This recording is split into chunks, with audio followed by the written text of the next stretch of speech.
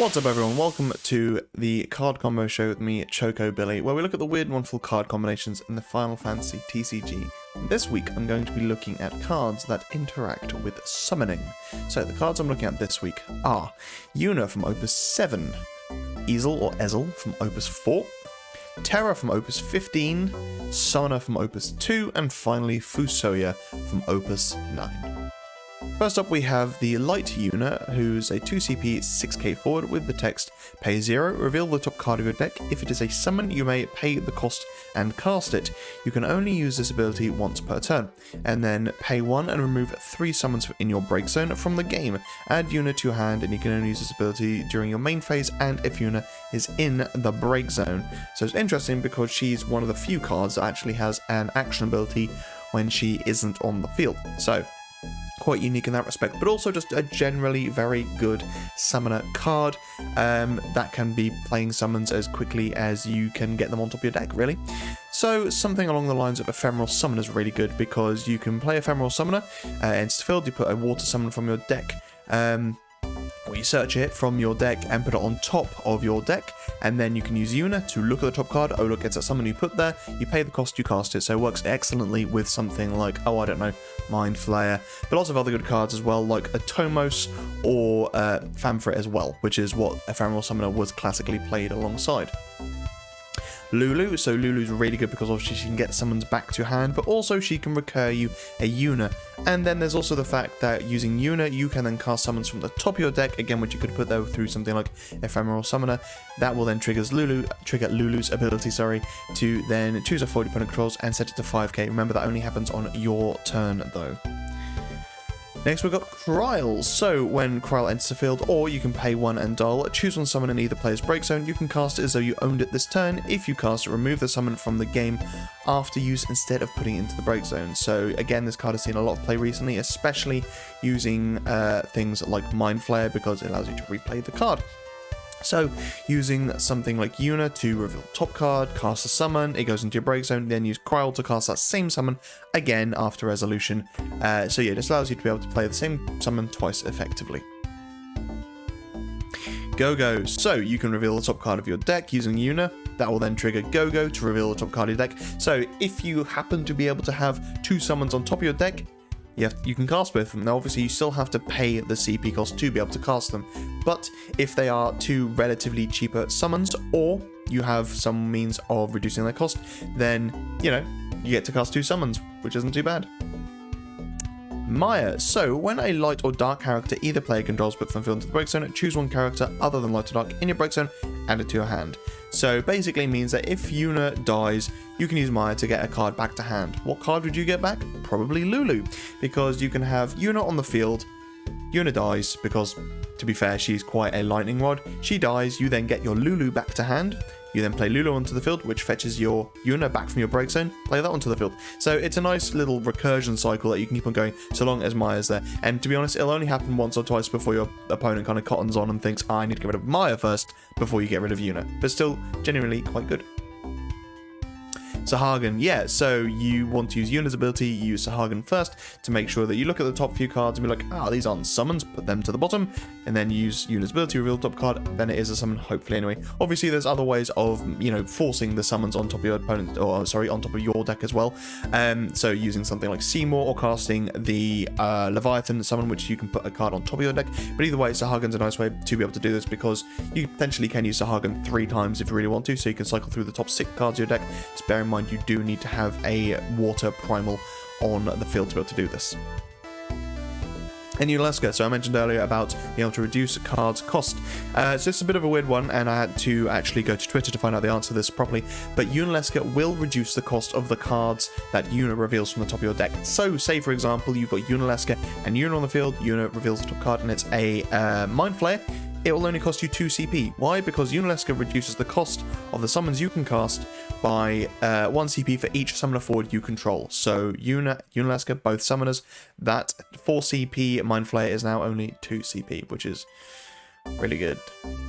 Right, Ezel, sorry if I keep butchering the name. A 2 CP 5k win forward with the text, when your opponent casts a summon, activate all the forwards you control. I play this card a fair amount in my Chocobo's deck just because it helps protect against Zalera. So yeah, basically if your opponent ever casts something which will target a dull forward, those forwards get to stand back up, and then, you know, it won't get targeted or killed or whatever. Also just excellent for just reactivating things that were frozen anyway, so it really just deters your opponent from wanting to cast those freezing abilities. Cleone. So you're kind of doubling down on making summoning particularly unpalatable for your opponent, but ultimately it means that your opponent will cast a summon, Cleone will cancel it and you get a card to hand, but Ezel's effect will still trigger. So even though your opponent hasn't had the effect of that summon resolve, Ezel will still trigger, you still get to reactivate all your forwards, which means you can combo that into other things as well. Lillicet. So, Lillicet, despite being a lightning, generally gets run in wind, because that's what dancers and sky pirates and sky pirates work nicely with dancers. And Lillicet has a lot of dull abilities, which allow you to dull both forwards and backup dancers to be able to use her effects. So yeah, let's say your opponent casts a summon, that'll put Ezel's ability on the stack. You can then dull Lillicet and some other summoner forwards if you want to either dull things or hopefully deal 8k to your opponent's board, and then Ezel will reactivate them, and you get to do something like that again as well. Bismarck, Lord of the Mist, similar sort of thing, and really you only need Bismarck and Ezel on the field here just to be able to deal 8k to something. So say your opponent casts a summon, in response you dull Bismarck, you dull Ezel, they get reactivated through Ezel's effect, you can then dull them again to deal further 2k pings to your opponent's forwards. Aerith, so just another nice way to be able to kind of get her reactivation effects off. So your opponent casts a summon, in response you use Aerith to reactivate some of your backups, and then she'll become reactivated through Ezel's effect. You can then use those backups to maybe cast a summon, use Aerith again then to reactivate more stuff, and I already went over this last week or the week before, whenever it was, about how silly Aerith can get. But yeah, also just great to be able to make it so that some of your forwards are untargetable as well. So your opponent casts a summon, you respond with Aerith to make Ezel or Aerith or whoever else untargetable, then get reactivated and you can use her ability again.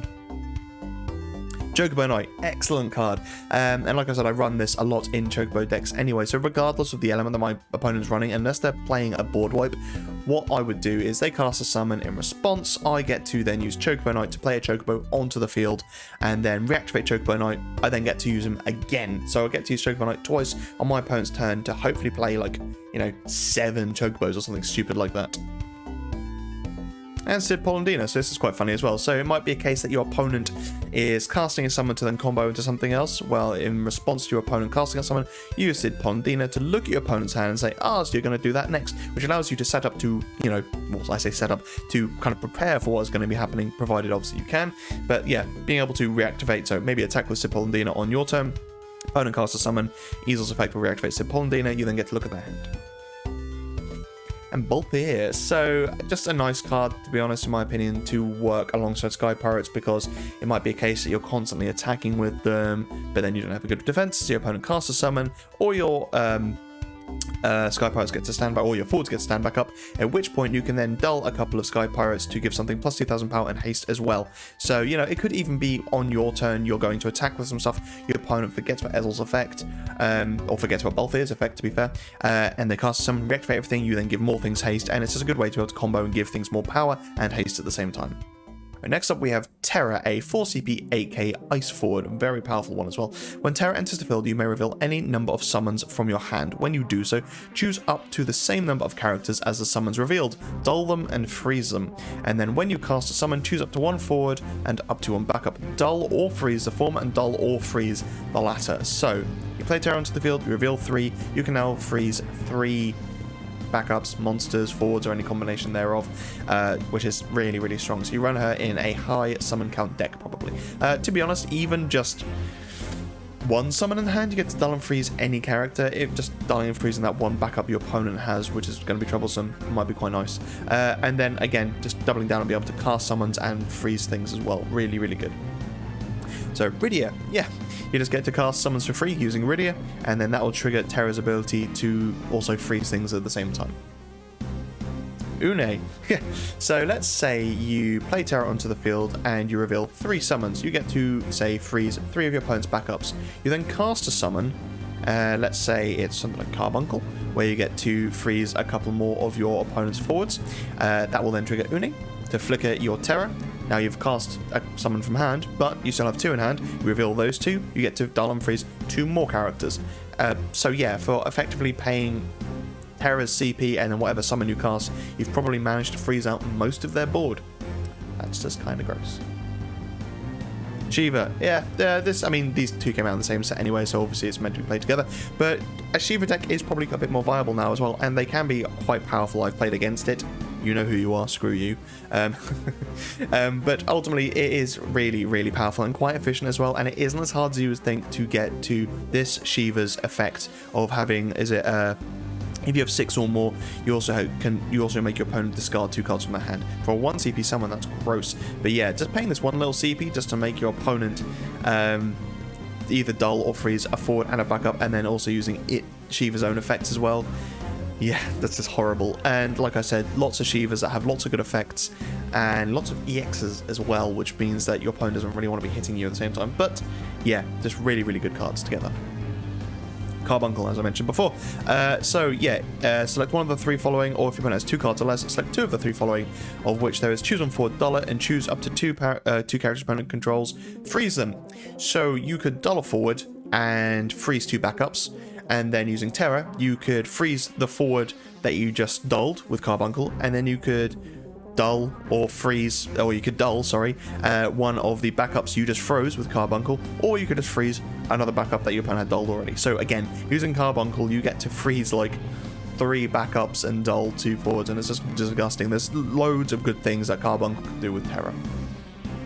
Rosa. Now this might be a bit of a strange one, but these 2 are an unlikely pairing, but they work quite well because Rosa really cares about you casting things, obviously. Now, when you play characters on the field, that is also casting if you're casting them from your hand. But Wind has lots of good summons which you can just keep on replaying and reactivating your backups at the same time. So let's say you cast a summon, you get to freeze and dull or whatever using Terra, and then you play something, and then you cast something else, you get to reactivate all your backups, and then you can cast more summons, keep on freezing your opponent's board whilst you keep on getting a wider board, whilst also reactivating things and potentially playing things for free using Rosa. Ejido Marajido. Yeah, just either one, being able to use Ejido to cast a big summon, or just using her to get 2 summons back to hand, you know, have them ready to cast and just dull and freeze things. Alright, next up we have Summoner, a 3 CP water backup. With the text dull, cast 1 summon, of course 2 or less from your hand without paying the cost. I played this card so much in the early days of the game. I still really have a soft spot for this card because realistically, the longer this game goes on for, the better this card will become because the more 2 CP summons there should be. And there are a lot of really good 2 CP summons now that this card can combo with. So I'm going to go over some of the summons and then some of the other cards that it works well with. But yeah, so Brynhilda from Opus 15, really, really good combination here because, you know, just paying 1 CP to hopefully kill something and get a card to hand is really powerful and really strong. Belias, obviously these 2 were meant to go together because Belias came in Opus 2 as well, but still very strong. To pay 1 CP to give a forward you control plus 1000 haste first stroke and you get to draw a card, again, super strong. And the good thing about Summoner is the fact that it doesn't require any CP elements, it doesn't require, you know, you can color fix effectively using this. Chivalry. Oh, this is a powerful card. So you choose a forward you control, comes 3000 power more, and if that forward then blocks and kills something, then, or, you know, has been blocked and kills something, whatever, if that forward kills something through its attack, then your opponent has to discard as well. So, pretty mean. And to be honest, you could be in something like Fire Water, and you play something like, I forgot its name, Susano onto the field, and then you just pay Dull Summoner, so Susano at that point becomes like 7 CP summon, but not really. You then cast Chivalry on that Susano, kill the things, your opponent has, like, no cards there. Valfor, oh, I love playing these 2 cards together, they were so good. So yeah, you you just pay the 1 CP, or you Dull Summoner to cast Valfor, and then you get to reactivate all your backups because you've got a Yuna on the field, and do it again. Basically just keep on dulling loads of summoners to keep on playing loads of summons, and it works really well with Rosa as well, to be able to reactivate things whilst only paying, you know, just 1 CP, but also dealing damage to your opponent's board. Very easy for that to just snowball and deal lots of damage to your opponent's field, whilst also basically keeping your backups active at the same time. Chocobo, yeah, just a nice little defense mechanism as well. You could be in just complete mono water, your opponent just attacks with something you block, and then you dull 1 summoner to put Chocobo back in your hand. That's a good thing about this summoner is that it's just the 1 CP open. If that's the only card there, your opponent has to consider every single 2 CP summon there is in the game, of which there are lots of good ones. And yeah, Chocobo to bounce a card back to your hand, and then also getting card through Chocobo's effect is quite strong, and that means you could then maybe play something else from your hand as well to then kill whatever was attacking. Diablos, yeah, great card. Again, it's an outright break though, so if your opponent has buffed their forward, or if you've managed to make it so their forwards, their power has gone down, use Summoner, cast Diablos, kill the thing. Kusif, just being able to switch out a card from your hand for a card in the break zone by paying 1 CP isn't bad in the slightest. Alexander, love this card. So yeah, you get to choose a forward. It gains 3,000 power, and this forward cannot become dull from your opponent's summons or abilities. So that on its own is, pretty strong up against ice as well, or potentially lightning. But then you've also got, if you have received 5 points of damage or more, this also deal the latter. Sorry, because you get to choose to. You read the card, you know what I mean. Then you get to deal damage to the forward on your opponent's side you chose, equal to the highest power forward you control, which is kind of strange because you would, let's say you use Alexander on like a 10k forward you control and it becomes 3,000 power, and then your opponent responds by killing that 10,000 power forward, but you are on 5 points of damage. Alexander would then go to your next highest power forward, so let's say you've got an 8k forward, that would then use that forward's power to kill something. So for your opponent to stop Alexander's second effect at damage 5 from resolving, they would either need to cancel Alexander or just kill all of your forwards. So even if you've got a tiny little forward, it would still see that as the highest powered forward, deal that damage equal to that to the forward you on your opponent's side that you chose. Ramu, your opponent plays a forward onto the field, they go to their attack phase, use that, just kill it, hopefully. Odin, I like this card a lot, especially with the summoner. So yeah, let's say your opponent's got a couple of forwards they're going to attack with. They attack with the first one, you take a point of damage. You then pay 1 CP using the summoner to then cast this summon to be able, cast this Odin to be able to kill something relatively big on your opponent's field. I think that's really, really strong. This Odin, I think, is kind of slept on a little bit because, yeah, you have to take a point of damage, but it's 2 CP to break a 4 or less, which is pretty much all the most powerful forwards in the game at the moment. Leviathan, now obviously you're going to be in water, so chances are you're going to be running Yuna if you're running basically any summons. Yuna's pretty much an auto-include in this day and age, but the reason I still think this is good is because of the fact that it's still just dulling that one. You might not have Yuna on the field already, or you might want to run a different Yuna. So being able to use this summoner to just be able to cast Leviathan to make sure you take less damage, you draw cards, and do lots of other things as well, I still think is worth it. But being able to cast something like Leviathan just on a whim to be able to protect your forwards, I think is still pretty decent. And then obviously Bismarck as well. Bismarck is a fairly still heavily played card, and he is really, really good. Being able to choose on forward and halving its power, strong.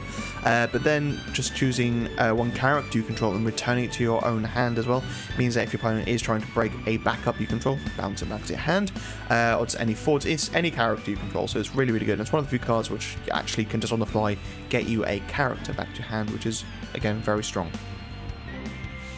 Graviton, so you pay 1 CP to cast a summon. Let's say you go with Alexander again.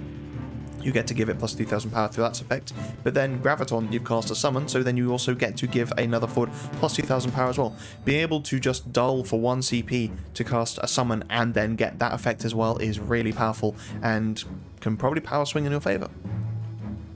Une, so again, just being able to bounce something for just 1 CP. So like earlier when I mentioned Terra and Une work well together, you throw Summoner in the mix to cast that Carbuncle. I mean, Terra's what cost you 5 CP to replay her twice effectively and use the summon. That's just really powerful. And Lulu, yeah, again, only 1 CP to cast a summon and set something to 5 as well. And, you know, if you're running that alongside something like Brynhilde, then that's going to work excellently. Yeah. Ramu, Lord of Levin. So there's a lot of little lightning summons, most of them Ramu, that can just do a little bit of chip damage. Ramu in the field, it gets to break them. So paying 1 CP for an insta break, not too bad. And finally we have Fusoya. So the cost required to cast your summons can be paid with CP of any element, and when Fusoya enters the field, choose one for your opponent controls, reveal the top 2 cards of your deck, deal it 1000 damage for each CP required to play the revealed cards, add all the revealed cards to your hand, and he is a 7 CP 6k lightning forward. So first thing to note is that he says add all revealed cards to your hand. That does not count as a draw. So he revealed them and then you add them to your hand. Not the same thing. So if you're trying to play us on top of something like the Opus 15 Mog, which does things depending on how many cards you've drawn, doesn't work that way, I'm afraid, because it's revealed, then added to hand. So Kryl, yeah, being able to cast any summon from either player's break zone for, well, you don't have to worry about color fix anymore because of the fact that Kryl's text is you can cast it as though you owned it this turn. And Fusoya just says the cost required to cast any of your summons can be paid with CP of any element. So realistically, it doesn't matter if you're in Earth Lightning and your opponent has a Mind Flayer in their break zone, you can cast it using only Lightning and Earth. Now, obviously, being an Earth, chances of color fixing are actually pretty easy anyway. So, but you know, if you haven't found that Tyro or you haven't found Chanted or whatever it is, still having Fusoya on the field to be able to color fix that way is still really, really useful. Seymour. So you play Seymour onto the field and you put, say, I don't know, Raiden or 7 CP Odin on top of your deck. You then play Fusoya. Oh look, all of a sudden you've got these massive cards on top of your deck, so you're probably going to be killing something using Fusoya, but then you've also got really powerful cards in your hand at the same time as well. Versatile. So both of these cards love high roll decks, especially Versatile. I mean, it's called the Versatile deck for a reason. But yeah, just playing Versatile just to see how many high cost cards there are, and same with Fusoya. Oh look, all these high cost things, they just work really well in the same deck together. And finally, Nay. Mostly just due to the fact that I don't really care about Fusoya's ability to color fix here.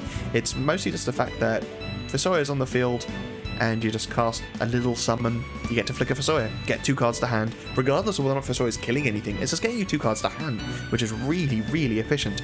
And again, if you're maybe running something like Ramu, where you're getting to definitely kill something with your lightning summons, that's excellent, or if you're just freezing out your opponent's backups using something like, again, Carbuncle, or, you know, Terra.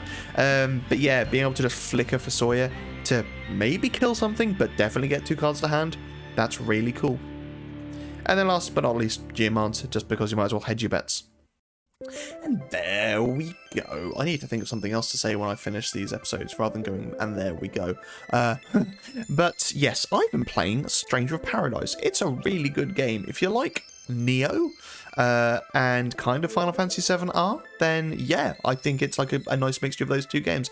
What's also really cool as well, and something I didn't realise until like quite close to the release of the game, is the fact that it actually, each dungeon or place in the game is modelled around a locale from Final or other Final Fantasy games. So for example, when you go and see Astos the Dark Elf, and it's bearing in mind that the game is still modelled around the story of Final Fantasy 1, but when you go see Astos in Final Fantasy 1, you go to his tower and you have to go fight him, whatever, but in this game, the tower is modelled on, I believe it's the Tower of the Magi from Final Fantasy 2, which is really cool, and it has music from there as well. Similarly, you have, I think the Pirate's Cove is modelled on Sestasha, I think that's the name, of Final Fantasy 14, which is the first ever dungeon that you do in that game. So yeah, really, really cool. And I'm really excited to see what other games, or what dungeons they steal from other games as well. I believe for Final Fantasy 8, they take Ifrit's Cavern, or the Fire Cavern, and they use Finding Your Way, which is one of my favourite songs from the soundtrack of Final Fantasy 8 anyway, which is super cool. And then I believe for the Underwater Palace, they use the reactors from Final Fantasy 7, which again is really, really cool. But there's, you know, there's so many cool locations throughout all of Final Fantasy. It'll be really interesting to see which ones they steal to use in the games. I'll be intrigued to see what they use for Final Fantasy 5 and 4. I'm guessing 5 will probably be the Big Bridge, and I'm guessing 4 will likely be the Tower of Babel or something like that. Anyway, maybe we'll go to the moon, who knows. I mean, yeah, actually that would work because there is the flying fortress, so maybe go to the moon in that regard. Who knows? Anyway, thanks for watching, guys. See you later.